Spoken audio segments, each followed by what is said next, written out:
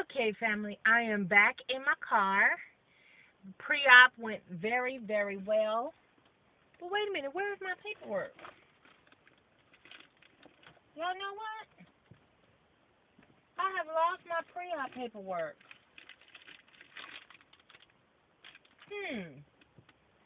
I have seriously lost my pre-op paperwork, y'all. Where was I? Where did I go last?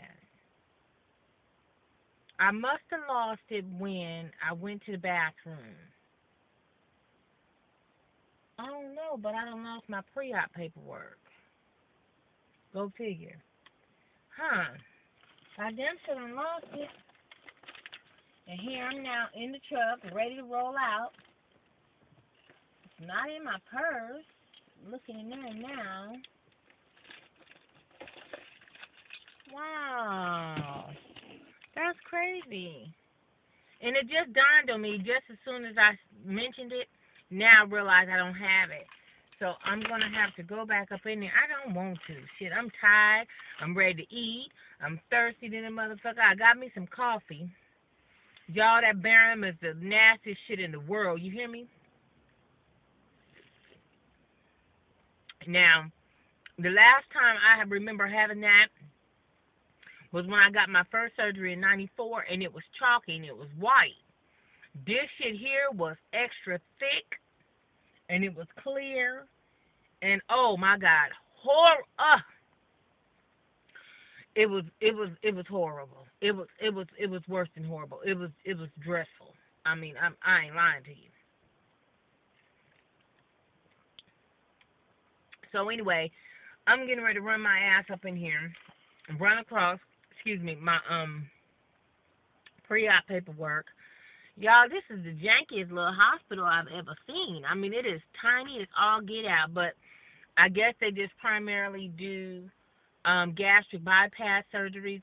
Guys, it was so many people in there that was getting their, like, coming back for, like, getting their lap bands tightened up.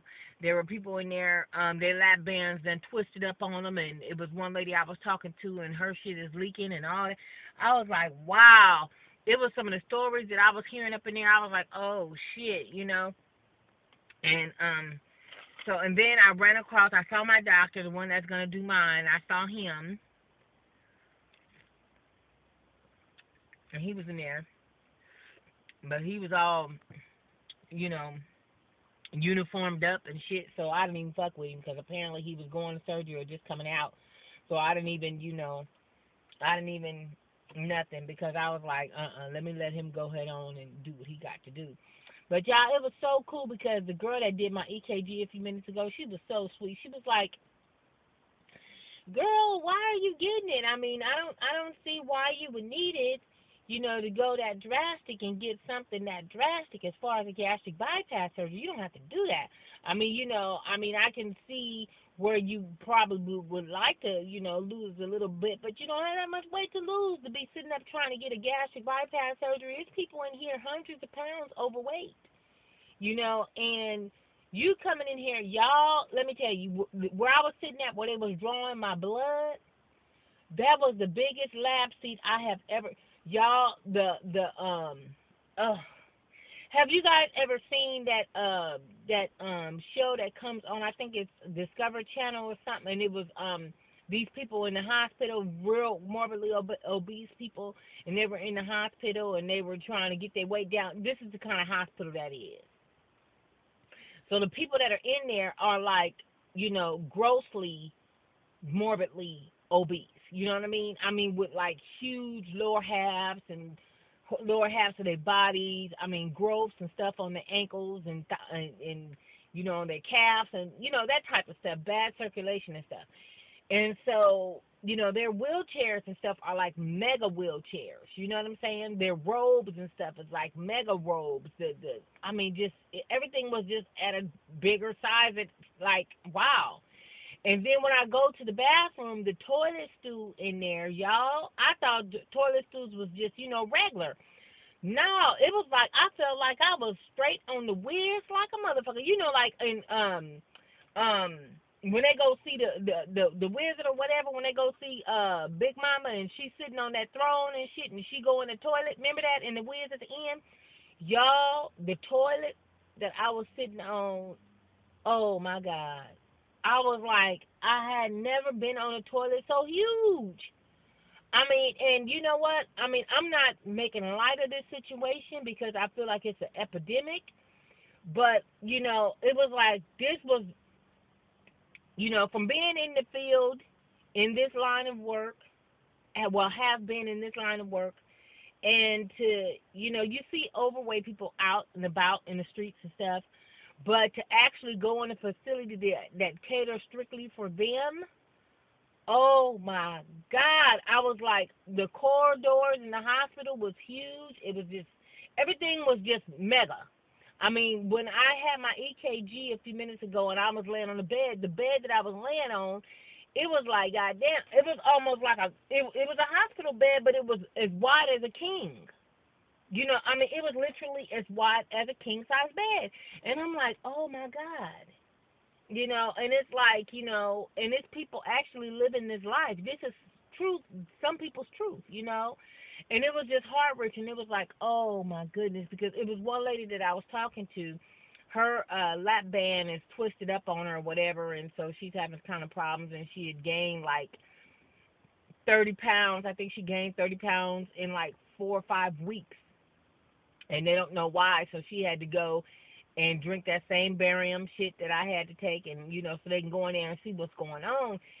And she was rather large, and she was telling me that she had already lost, about 100 pounds already, and this lady was already, I want to say, about 350 or so, or probably a little bit more than that. And so she was saying that she had already lost 100 pounds already, and I was like, I was just, she was like, well, what are you here for? I said, I'm getting a gastric bypass surgery. She's like, and I'm like, I guess people with my clothes on, you can't see that I'm a big fat motherfucker, but with my clothes off, I got jelly rolls like a motherfucker. You know what I mean? So I am not getting ready to downplay or downregard nobody for their size or whatever, because trust me, I have been there. Okay? Now, contrary to what I might look like right now, bitch was weighing 343 pounds before in my lifetime. That was when I got my first gastric bypass. So I know what that is. I know what it feels like. I know what it smells like. All of that. And to just be in a facility that is just catered to, morbidly obese people, it was like, wow, it was an eye-opening experience. It was like that fucking hospital on Discovery Channel. I mean, they're walking up and down the halls. There was one guy sitting in the front, and I guess he was trying to order him some food, knowing his ass ain't supposed to have it. This motherfucker on the phone talking about, and make sure you put soy sauce. I want an extra pack. I said, ain't this about some shit? And I'm like, and he's sitting out, I mean, IV shit all on him and all this, and his motherfucking ass is ordering, give me orange chicken, and I like some almond cookies, and can I have extra soy? I said, ain't this about a motherfucker? But, you can't stop them. You can't stop them, I mean, because eating is a habit, you know what I mean? And it's a sickness to some people. It's a life and death situation for some people, so it's not funny by far, but this motherfucker was like, and I want egg rolls and wontons, and yeah, I want some wasabi, and yeah, and give me some pork fried rice. I said, God, that motherfucker was like that. That was like a catering order that motherfucker was putting in. Give me extra meat, and I want extra sauce, and give me some egg flour soup with the crispy noodles on the side. I said, God, y'all, that motherfucker was ordering some shit. You hear me? So when they come with his shit, it's going to be a crate of shit that motherfucker just ordered a few minutes ago. I was like, oh, my God. And then here come the little nurse, little Asian lady. She was like, now, come on. You know you don't need. Girl, that motherfucker was like, look, I'm hungry. I'm getting ready to order me some food, and I don't care. I mean, y'all, that motherfucker was protesting in the hospital. Y'all, I'm still in the parking lot. I don't want to show too much of it.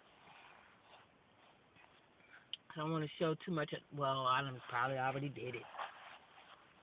All's well. But anyway, y'all.